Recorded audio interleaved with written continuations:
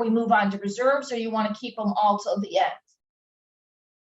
What would you prefer, Donna?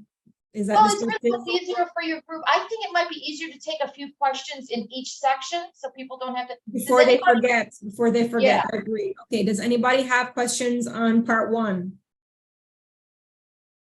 Nobody has a question? I just, one quick question. As an agent, all of this information is going to be something we're gonna have to go to negotiation and get because of a sale and make sure that our client is informed. Is that correct? Yes. Yeah, I mean, listen, Jim, the law doesn't impose any obligations directly on your industry. It imposes obligations directly on the association board and on the management professional. So, but you know, How do we make sure that nobody's lying to us? Right, exactly. Well, I'm going to get into it later because there is going to be, when I get into the miscellaneous section, there is now a notice requirement that allows rescission after somebody looks at this engineering report. So to that extent, yeah, you're going to want to make sure that they give you, again, it's going to be for an older building. A brand new building, this isn't going to be the issue. Thank you. Mm-hmm. All right, so with that, let's move on to reserves because let's see, how am I doing in time? Wow, yeah, we got it. Barry had a question in the chat. Barry, can you just unmute and tell the question? He's putting it in the chat. I don't know if he can't. Can you read the chat? Yeah, I typically don't go through chat because you got a lot going on and we won't get through the material. If you want, we can go back to chat and look at it after. At what age of the building should a buyer's agent or a renter's agent ask for the engineering report? Okay, well, also I should have done my standard disclaimer. As an attorney, this is general information, not representing you, not providing you specific legal advice, but I think it's important to ask always, when's the last time you've had an engineering inspection? Regardless if it's a building that's even less than 3 stories. Remember, this law only impacts buildings that are 3 stories or higher, and the requirements come into play at 25 years, okay? Depending on the proximities of salt water. So you could ask even in younger buildings. Remember, developers are required to hand over a turnover report, which is going to include an engineering inspection. So why wouldn't you ask for that? Even with younger buildings, even with shorter buildings. When's the last time you had an engineering inspection? And then, of course, you're going to want to know what the reserve situation looks like. So let's talk about reserves and what the changes brought about. One last question before you do that. I think Peter has a question. Vanessa? Yes. Yes. Can you hear me? Yes, we can hear you. Okay. Question, because back on that engineering report, you said that the mandatory is 25 years. Am I correct? Well, it's not you mean the minimum? The minimum. Yeah, typically it's going to be at the 25th birthday. The local authority may determine that proximity to salt water requires a building to perform its initial milestone inspection by its 25th year of age. But remember, I went through the deadlines. If a building reached 30 years of age before July 1st, 2022, their deadline is December 31st, 2024. Okay, and another question, you said that after the second phase inspection, the building has 365 days to begin the restoration? That's if the inspection discovers damage. They have 365 days to commence required repairs, but it might even be a shorter deadline if the local authority has passed an ordinance imposing a shorter deadline for repairs. Thank you. Mm-hmm. Okay. Are we good to go through I believe reserves? So. Yep. Yes. Okay, because reserves are, frankly, guys, reserves are just as important for you when you're selling a building. I mean, you can tell me later, but I'm, what we're hearing is that people are becoming more savvy. The purchasers are becoming a little bit more savvy. They've read the news. Some of them are very keyed into what this legislation says, and purchasers want to know whether or not the building is fiscally sound as well as structurally sound. So with that being said, the glitch bill does a couple different things. it does allow a multi-condominium association operating at least 25 condominiums to use a line of credit as an alternative to funding reserves. That sounds great, doesn't it? Now, let me give you the bad news. There's only one association in the entire state of Florida that actually fits that description. And that's because that community had a really good lobbyist who lobbied to put that in there. So one of the things we're going to try to do next session when we have a glitch bill to the glitch bill is to say, hey, why don't you allow that opportunity to every impacted condo to get a line of credit to fund as an alternative to funding mandatory reserves. Now, why is this important? Because your purchasers are looking at the budgets, right?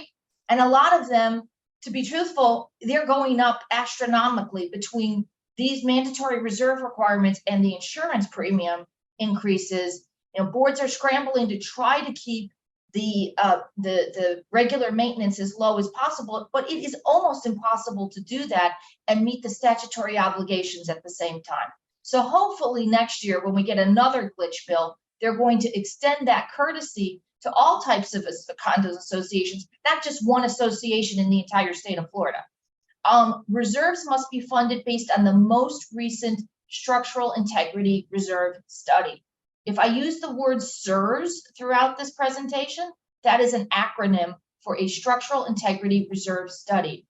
Before Senate Bill 4D was passed, there was no requirement in the state of Florida that any board hire a professional reserve company.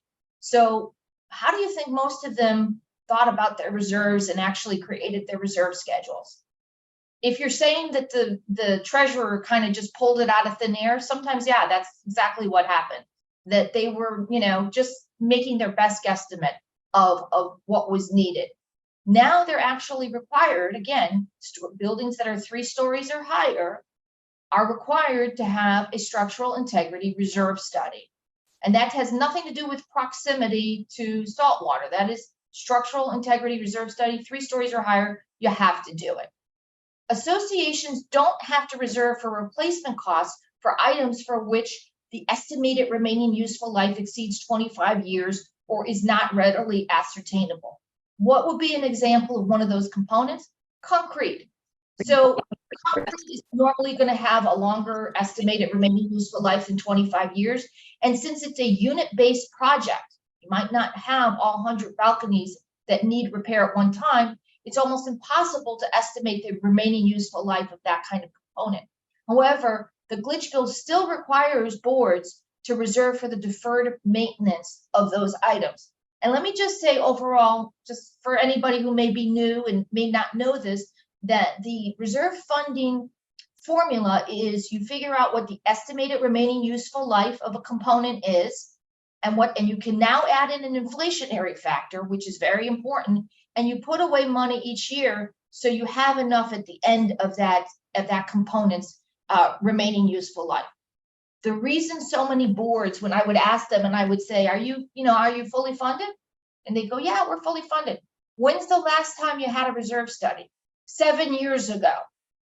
You're not fully funded if your reserve study is 7 years ago, and it's certainly not if it didn't have an inflationary factor. Another really important change in the glitch bill was that members used to be able, a majority of a quorum, so a majority of those members present and voting could vote to waive or only partially fund reserves. This bill changed that to say a majority of the total. Now, do I still think that people want to waive reserves? Yeah, I do, because I think people vote with their pocketbooks, and I think they'd say, you know what, we hope nothing's going to happen, but you know, we call them the green banana crowd too, right? I don't buy green bananas because they might not ripen. I might not live to see them ripen. It is a real mindset that's out there. But remember, the structural integrity reserves are not going to be waivable. And those reserves include things, we call them the subsection G reserves. Those include the roof, painting and waterproofing, structural columns and members. Now, the glitch bill did add exterior doors into subsection G reserve components, and it removed floor and foundation, but it added structure. So in my opinion, you add the word structure, you take out floor and foundation, you're still talking about the same thing, because you can't have a structure without foundation and floors. So sometimes our legislature works in mysterious ways. I used to be a lobbyist years ago, and it was really a horrifying experience. So I will tell you that sometimes the bill sponsors, they get 6 bills, they don't even know what's in their bills to any great extent. What else do I want to tell you about this? The glitch bill clarifies that the reserve is only required for components for which the association is responsible under the declaration. This was a big bone of contention under SB 4D, because in a lot of our communities, the unit owners are responsible to maintain, repair, and replace the windows, for example. So 4D was saying that the association had to put away reserves for windows, and the association's response was, why are we putting away reserves for items that we're not responsible for? So the glitch bill now says that reserves are only required for items for which the association bears responsibility under the declaration. It's important to remember, however, that you still have common area windows in these buildings, and you still have common area exterior doors. So they need to reserve for that. It now allows a reserve specialist to perform the visual inspection of SIRS in addition to an architect or engineer. Again, this was done as a result of the supply and demand issue. The old bill, the prior bill said only a licensed architect or engineer could do the phase 1 of the SIRS, the visual inspection of the SIRS. And now a reserve specialist can do this. And lastly, a 40 or 50-year certification report may be used in lieu of the visual portion of SIRS if it meets the requirements. Again, that's only really going to apply to Broward and Dade County, because those were the only 2 counties that had certification requirements. So now we're almost done, folks. Bear with me. We've got a few more important provisions in this bill. The glitch bill excludes insurance premiums from the 115% calculation. This is huge because, as I said a few minutes ago, all of these boards are struggling to pass operating budgets. And in the Florida Condominium Act, it says if the board passes a budget that exceeds 115% of the prior year's budget, the unit owners may do what? They may come up with their own substitute budget. Now, in 2+ decades of doing this, I've never had this happen where any members in a community have said, we're coming up with our own budget, until this year. And this year I've had 3 communities actually do this, not successfully, because they don't understand that you still have to pay for stuff, okay? So the original budget went into effect. But what I'm saying is it's out there, it's real. This budget tension is very real, and I'm sure you're seeing it in your industry as well. This is huge because the main portion of these operating budgets are devoted to insurance premiums. One thing I would tell you to look into is some of these communities are actually thinking about self-insuring, which is a big no-no under the statute. It may throw mortgages into default. So it's something that you need to be aware of in your industry, that as these boards struggle, some of them are thinking, well, you know what, we're just not going to get windstorm. Or, and this is very true in HOAs when it comes to the clubhouse or whatever. They're trying to think of ways where they can keep the assessments low. And the biggest way is to try to self-insure, which is not a great idea. And frankly, not permitted.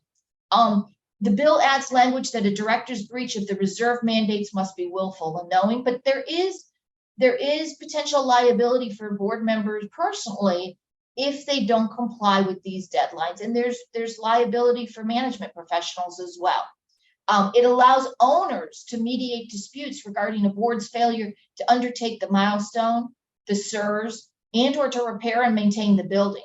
So in the past, if somebody picked up the phone and called the division and said, hey, my board's not maintaining the building, I see cracks, I see chunks of concrete flying out, nothing's working, the division would not have gotten involved. Now they will.